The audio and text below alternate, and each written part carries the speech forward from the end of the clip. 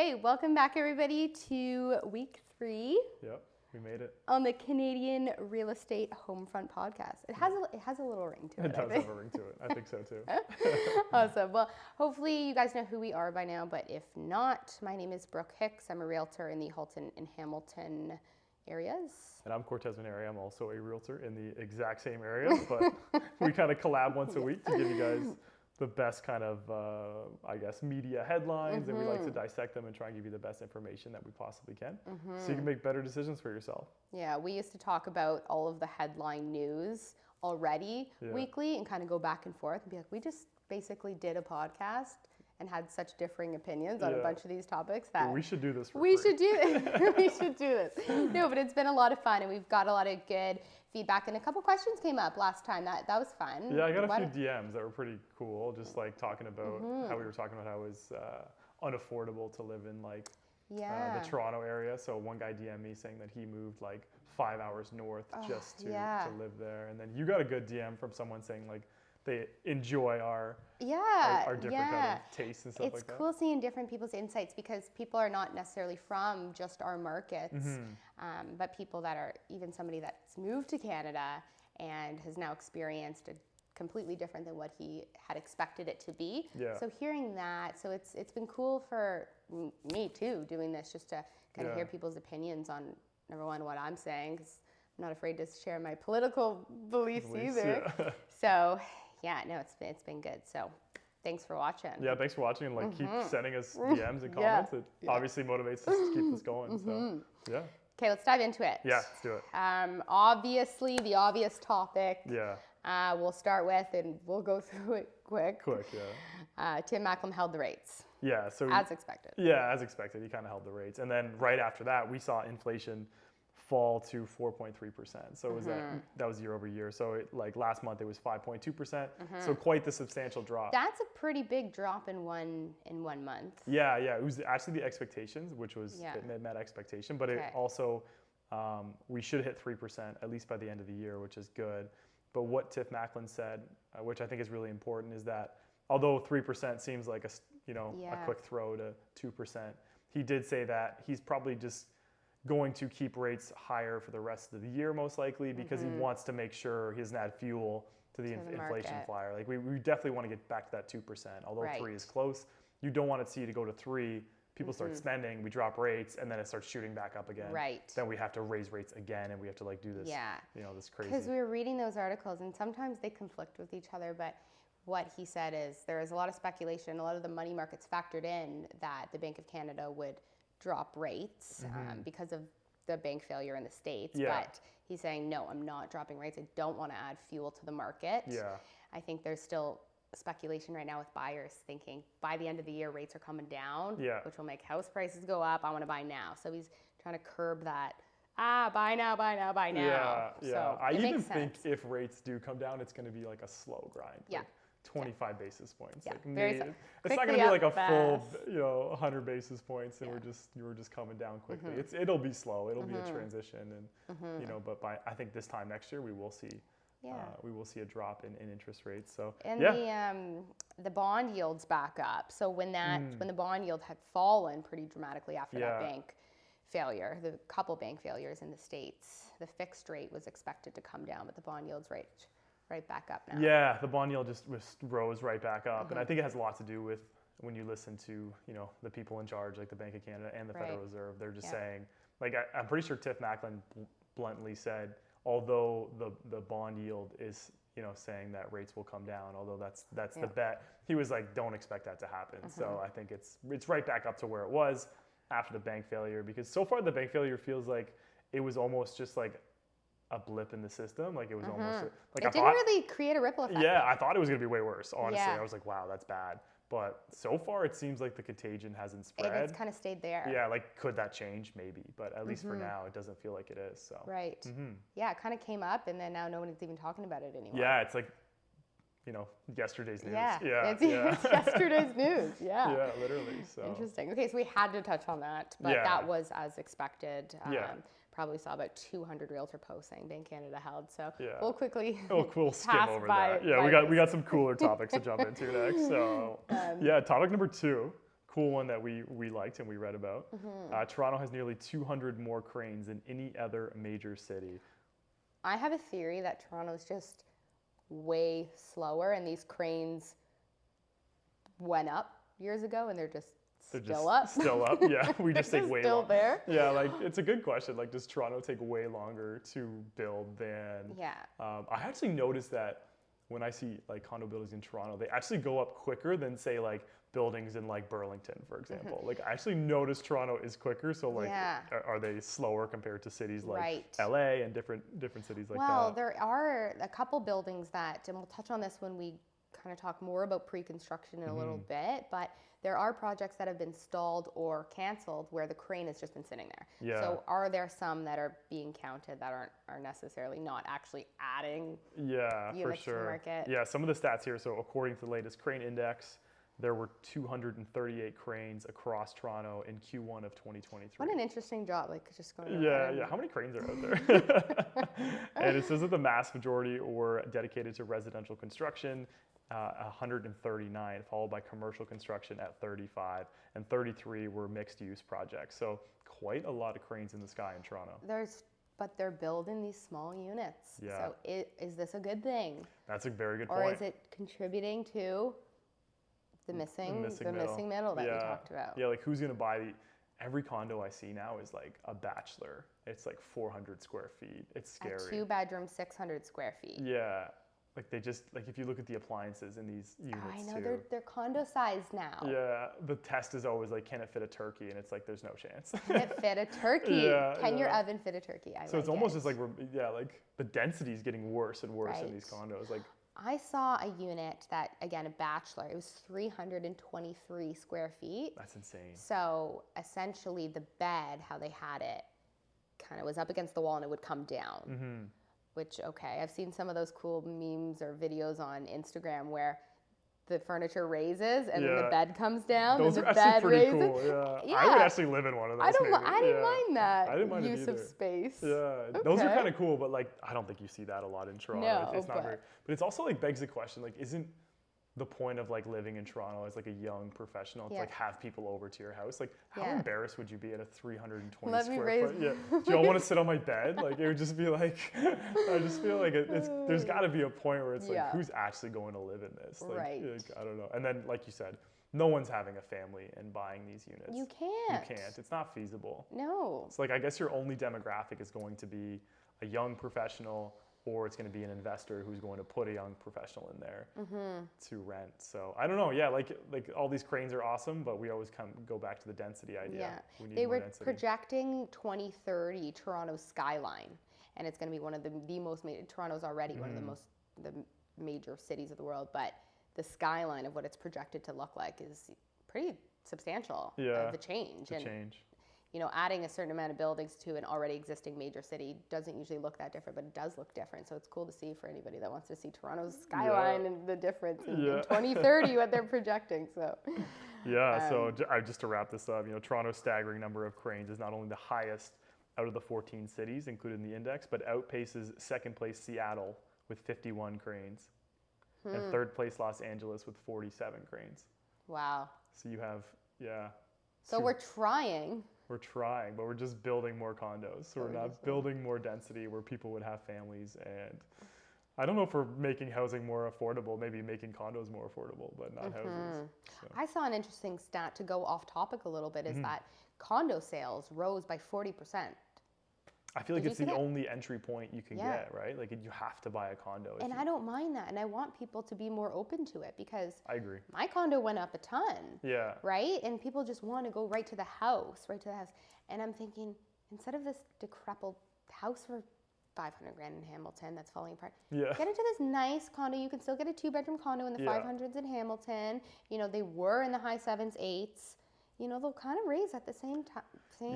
If you're by yourself or a couple. Yeah. It's personal preference too, right? Like I don't think there's anything wrong with living in a condo, but some people, like I've sold those houses in Hamilton. Yeah. And I've been in them. And I personally wouldn't live there, but I know my clients love them, and they have the backyard. There's nothing wrong with them. There's nothing wrong with them. It just needs TLC. Yeah, it's just personal preference. Like I'd rather live in a condo for now. Too. And there's condo fees, Yeah. But everyone hates condo hates fees. the condo fees. They That think is like the biggest ripoff ever. The word you cannot say in real estate. But like, you know what? Like, you'll never have to replace your roof. You'll never have to replace an AC or a furnace. Like, obviously there's some risk, like, you know, special assessments and stuff like that. Right. But that's a story for another day.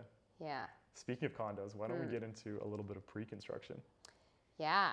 So even just touching back on the cranes that are up. So there has been, and this came up a couple days ago, a lot of projects recently, because this started happening a year ago, that condos started pulling the plug or charging their buyers more money, or basically, if you don't pay more money, I'll give you your deposit money back. Yeah. So I wonder how many of those cranes are out, having begun a project like Nautique in Burlington. That crane's been there for, I don't know, 2-3 years, right on Lakeshore, and it's half built. So I'm not sure necessarily what happened with their funding or what's going on with that project specifically, but there's been, I think, 20 projects that Meridian was financing, giving the builder the funding to do the build after a certain amount of sales, right? Usually a builder has to complete 80%, 70% of the sales to then get the funding from the bank to begin construction. Then they have the remainder of the time it takes to build to do the rest of their sales. So with the new market data and the market changing from when they first approached Meridian for the funding, everything's kind of changed. So now Meridian's like, whoa, you are way over leveraged, or now this is way more risk for us. Right. So we're pulling our funding. And they just pulled it. 20 projects, pulled the plug. Wow. So unless the builders can get other funding, or Meridian gave them an option, you have to charge this much more per unit, essentially, or make this amount more sales, and pre-construction was slow, then we're pulling your funding. So I've heard a couple stories where buyers are like, I gave deposit money 2 years ago. I was expecting it to close next year. Now I have my deposit money back, $25,000, $50,000. You know, the market's tough to get into now. What do I do? Kind of thing. So that was the big kind of fire this week. If you're a buyer, how do you avoid being in that position where you bought something 2 years ago, they started the project? Oh, it hurts my heart. Yeah, how do you avoid that?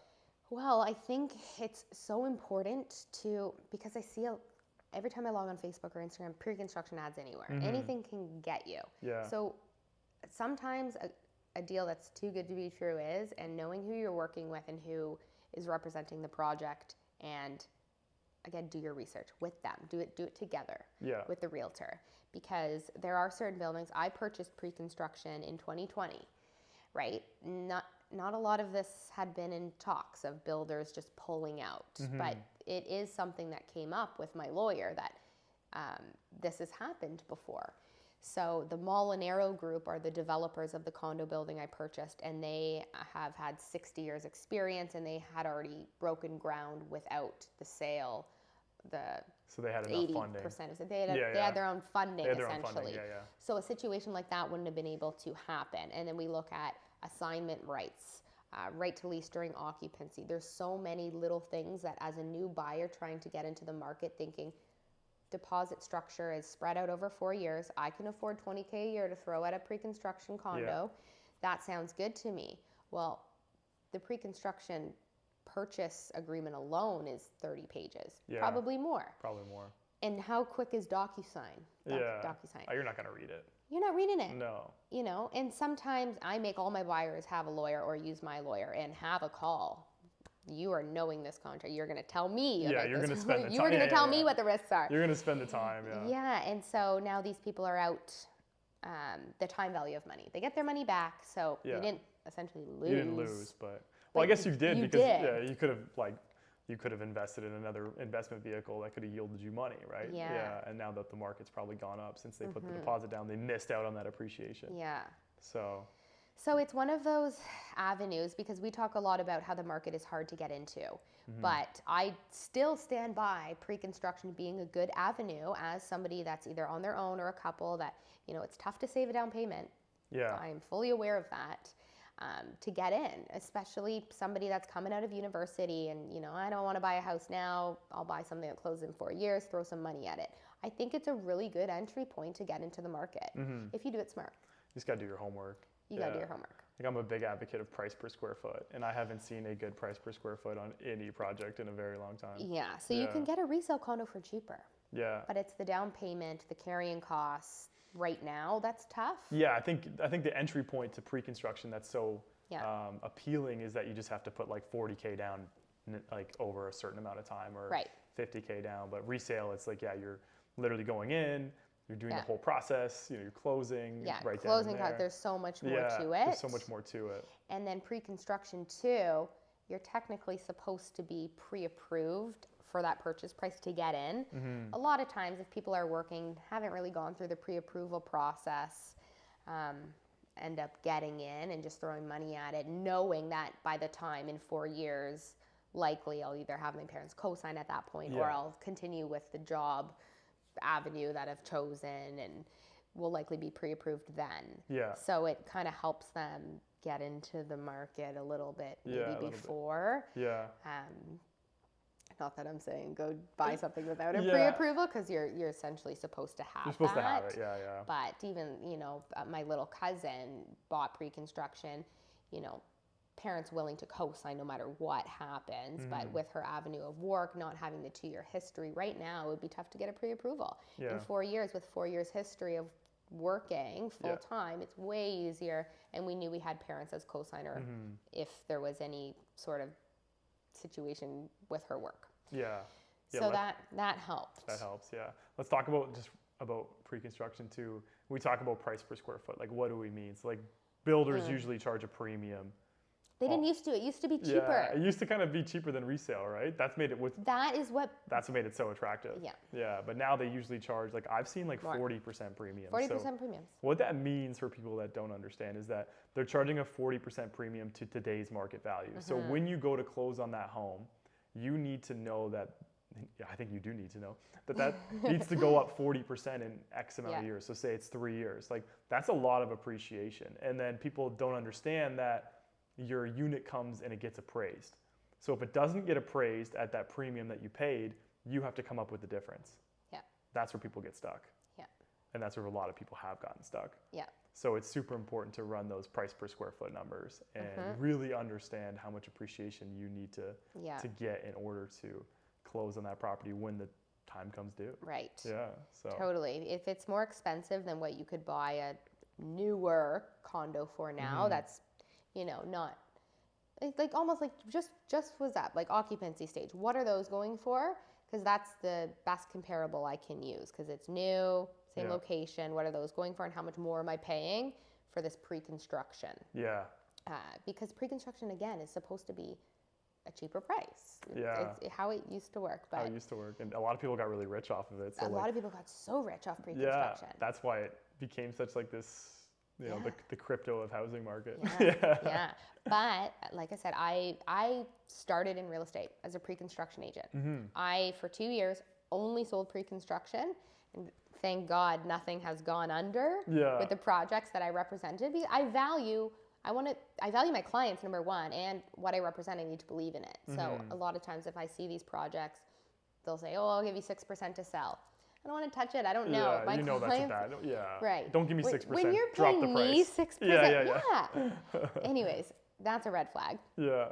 But I started as a pre-construction agent, and it was a good deal when we were working on some of these projects in 2019, 2020, to the point where I think it was very quickly 11 units. It was like people were coming, and because it was a good deal, and I was also excited about it for them. Right. And I ended up buying. I'm like, this is a good deal. I'm going to buy it. And so now that it's closing, actually May 1st is when I take possession. It's up, and it was delayed. We'll give it that. Yeah. So, most projects will be delayed. Yeah, never expected to be on time. Never expected to be on time.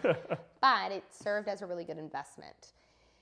And so now all of these people that are closing on it have that over 100K in equity from when we bought it. Yeah, which is good, yeah. Which is good. Really good. It's a good start. And then there's a couple different avenues. We can go talk about this all day with closing on pre-construction if it is up in value. Maybe we should talk more about pre-construction. It'll be a whole episode, though. We can dive into it a little bit more because it is a hot topic. It is a hot topic, and there's ways to do it that will I can't say 100%. Realtors are never supposed to say 100%. Yeah. There's no guarantee in life. There's no guarantee in life, but will likely give you a pretty good return on your money because, again, you're only putting forth the deposit money. Right. You know, what's the return on that 40K, right? Yeah. If it goes up 100. Yeah. So. Yeah, it's leveraged money basically. Right. Yeah. So I believe in pre-construction, but I think some of these cranes are canceled projects. I just heard 10 of them. If you are listening and you're one of them, my heart goes out to you. Yeah. My heart hurt this week. Actually, it really does. So, but it's a learning lesson again. It's just education is the foundation. It should be the foundation of a client and realtor relationship. 100%. I think that if your realtor's not providing you education, there's no point of working with it's an educational process. him or her. Yeah. Learn so much. So much from your realtor. Yeah, you should be like, I feel like I know what this guy or girl knows what they're talking about, and therefore I feel like I can make a very comfortable decision. Totally. Yeah. So I guess let's kind of move into cooling off periods.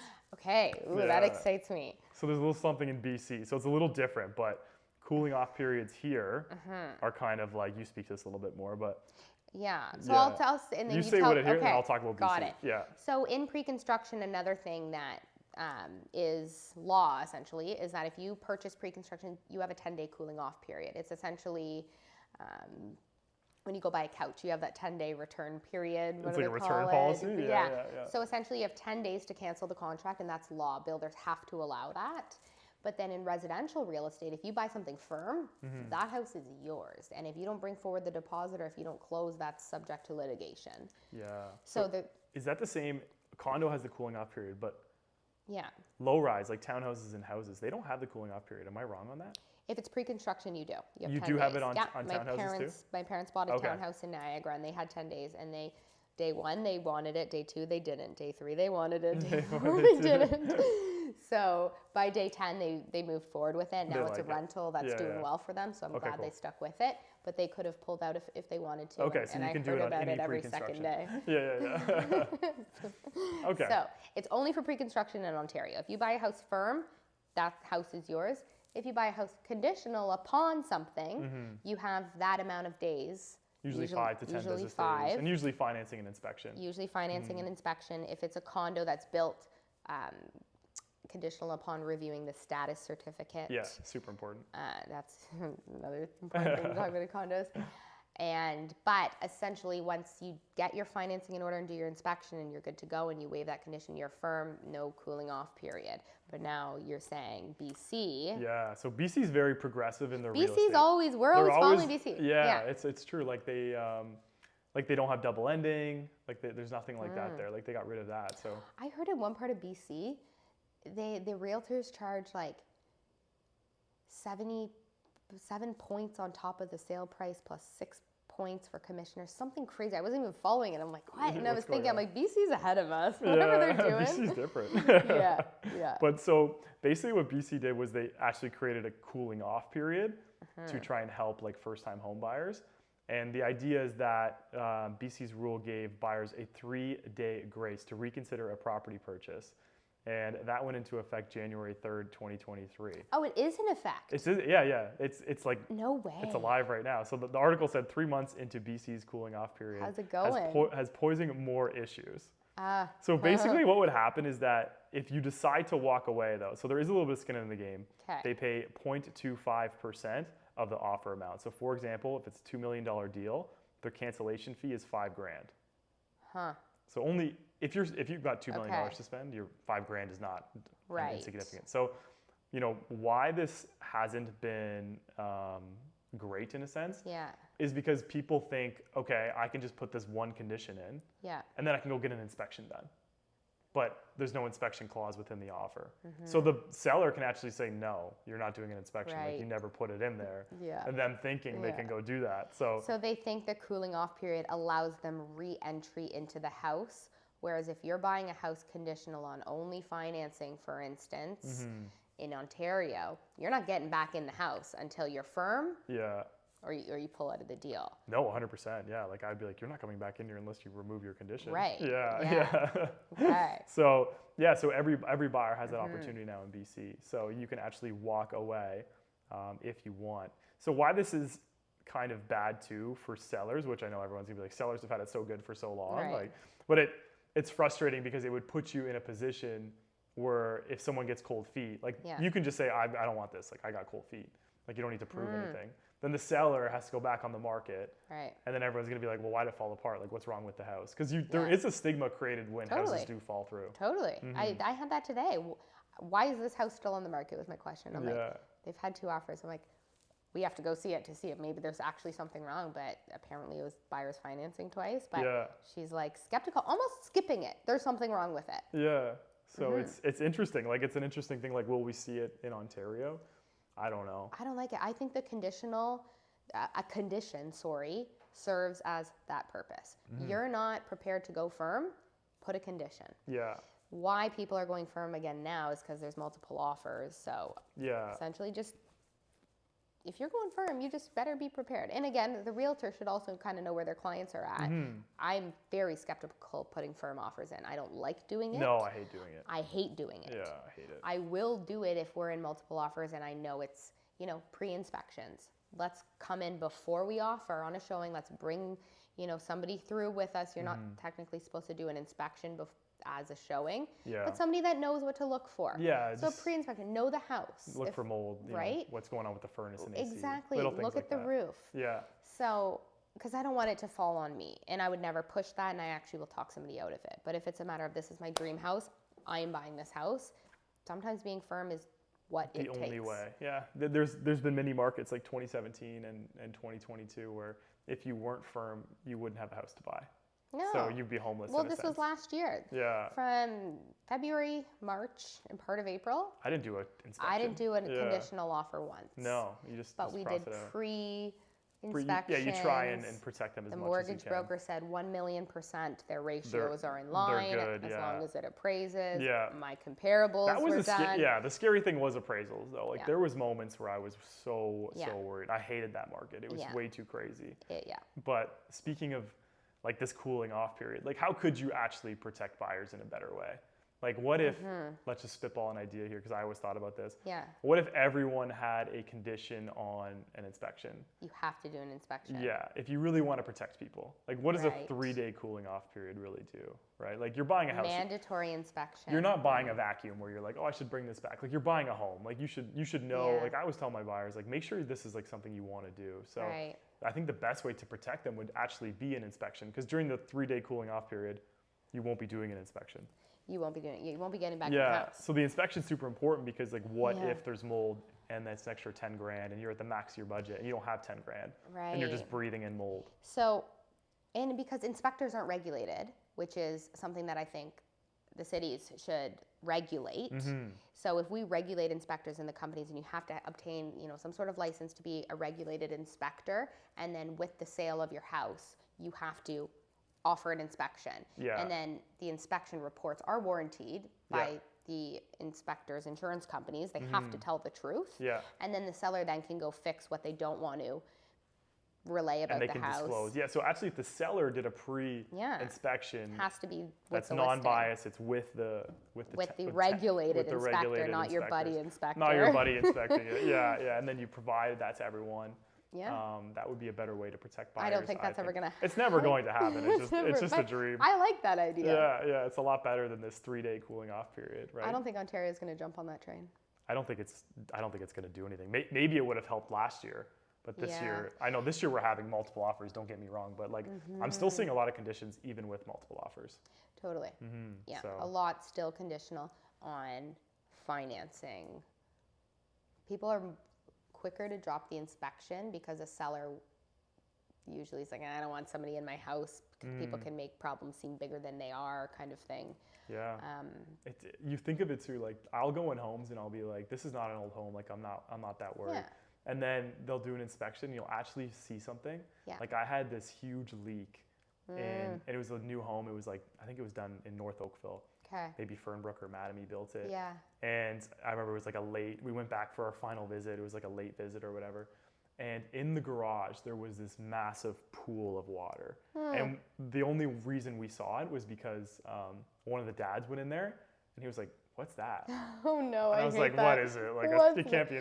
Like, they're closing on this place in like 2 days. Oh like, my God. And I look in, I'm like, oh my God. So what was happening was rain was getting in through the brick, and it came in and it wrecked the floor upstairs, and it was coming through the garage, and it just pooled every time it rained. So luckily it rained that day. Wow. Like, there might be someone up there who saved my clients, because the inspector missed it during the inspection, because it didn't rain that day, and then there was no sign of water damage, I guess, at that point. So it doesn't matter how old the house is, like, an inspection can be super important. And we had to hold back. We held back $5,000, and it cost them $5,000. Okay. Well, that's a good remedy if you see something during a walkthrough. Have the lawyer hold back funds until it's fixed. Until it's fixed. So an interesting thing that a home inspector told me is that obviously a really old home that hasn't been updated or upkept, there's going to be issues that arise for sure. Yeah. But an older home that's been really well maintained, replacing the furnace, just making sure everything's taken care of over the years, compared to a brand new home, maybe a year old. He says that the integrity of the house is built in the 1950s, let's say. A lot of these wartime Hamilton bungalows. He said they were built so much better, and because they weren't slapping houses together like as quick as they could go. Yeah. They took their time. They appreciated it. It was an art to building a house. Maybe not an art, but I mean, they took way longer time with each trade and made sure things were good. And even, the size of the 2x4s or whatever it is, it's getting smaller. And he said that the newer homes, more issues come up. So you think, okay, this house is only 10 years old. It's okay. He said an older home is built better. It just was. Yeah. You hear that all the time. Yeah. Older homes were built a lot better. So, interesting. So do a home inspection even if it's a new house. Yeah. But just an interesting idea. Like, if you're going to have a force condition, I think it should be an inspection. Yeah. To be honest. Especially resale. Or have to give the buyers an inspection. Yeah. Give a report. Yeah. I do that with my listings sometimes, to be honest. When I know that my listing is going to get multiple offers, I'm getting an inspector through. I'm offering the buyers, here's your inspection, because I want firm offers as a listing agent. It is a lot easier to go firm when you do have an inspection report. Yeah. And you can trust the inspection report because, again, the inspectors, they cannot lie. No, they're liable. They're liable. Yeah. They get sued. Right. They have insurance and everything. I actually had, so an inspection happened and everything kind of passed, and there is some tips but nothing stood out as, oh my God, that needs to be addressed now. Yeah. And then when we took possession, the water heater, the water wasn't going hot at all. So it was broken, the water heater. And then it said water heater working on the inspection when I referred back.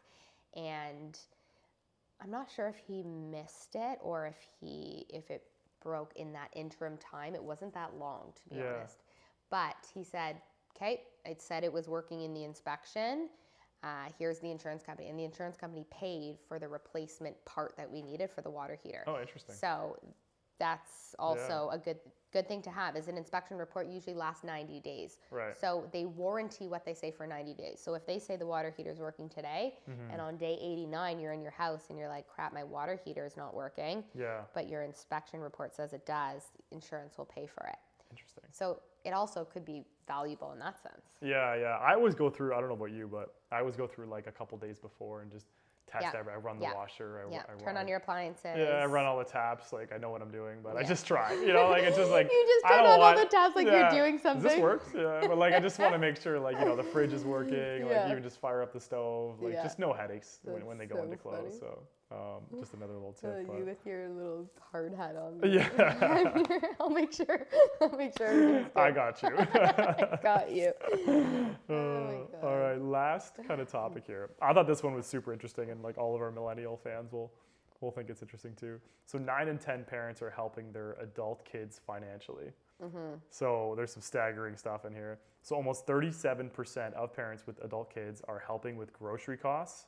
Almost 25% are helping with rent, and 10% are helping with mortgage payments, and nearly half provide random cash infusions. So I sent that line to my dad today, the cash infusions. Yeah, I would love a cash infusion. He said, can you jump on the other half? Yeah. I would love a cash infusion, whatever that means. I'm just making fun of the wording they use. But I totally understand why. So I don't see it as a bad thing if people are saying, like, hey, mom and dad who got rich on their assets, like you said, my dad got rich by accident. You know, if your parents are willing to help, awesome. Like, there's no shame in it anymore. There is no shame in it. My parents helped me with my first down payment, which I then used the equity to pay them back, but I wouldn't have been able to get to 20% back then of a down payment without some help. And then, again, it was a short-term loan that brought equity. It's short-term. You know what? If it's like, if you have a job, like if you're going to the club every weekend and you're popping bottles and like you're wearing Louis Vuitton, like you shouldn't get help from your parents. But like if you're legitimately like working hard and like the cost of living is just like eating away at you and your savings, like there's nothing wrong with taking it. So my first house was $700,000. $140,000 is hard to save. I was young. Very hard. It's very hard. So that little boost then got the snowball rolling. Right? So my sisters, I think one of them did it without help, and she's very proud. She's very proud. She's a good saver. So more stats from this. You know I'm a stats guy. So more stats from this article. So 6.6% of parents offering financial support was $1,000 or less. So 6.6%. So 1,000 or less. Not that much. Per month, or is what? I think this is just like this is per year. So so only 6.6%, like here's $1,000 sort of thing. So not a lot. That's low. It's like Christmas most money. people are over it. Okay. Like close to 25% was 1,000 to 5,000. So we're getting up there. So 25%. So we went from 6.6. Are you sure this is a year? Yeah. With I'm getting to it. Okay. 64% said it was 5,000 to 50,000. And the remainder was more than 50,000 per year. So who's getting 50,000 per year? Whoa, okay. That's a lot of cash infusion. How much percentage is getting between 5,000 and 50,000 per year from their parents? What's the percentage? It was 64%.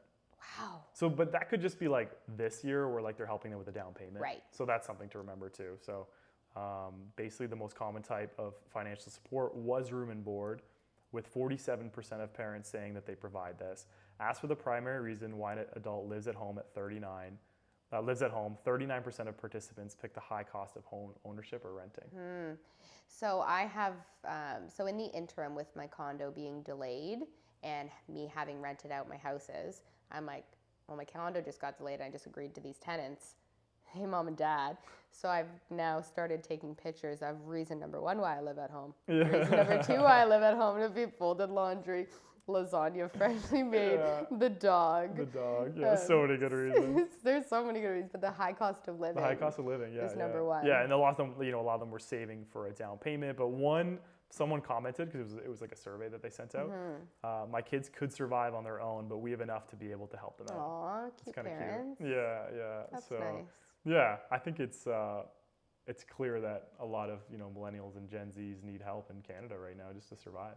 Yeah, so I was listening to this podcast that they talk about where prices were to now and the 40% jump from 1970s to the mid-2000s. So I guess if you bought, he was talking about this price per door in multiplexes was $10,000 a door when this one investor bought, and he owns a lot, and so 10,000 was maybe on the high side, and now they're worth 40,000 a door. So that increase in where those doors cost now, if given that same amount of years, if we continue on that same trend, they'd be worth $16 million a door. Are we ever going to get there?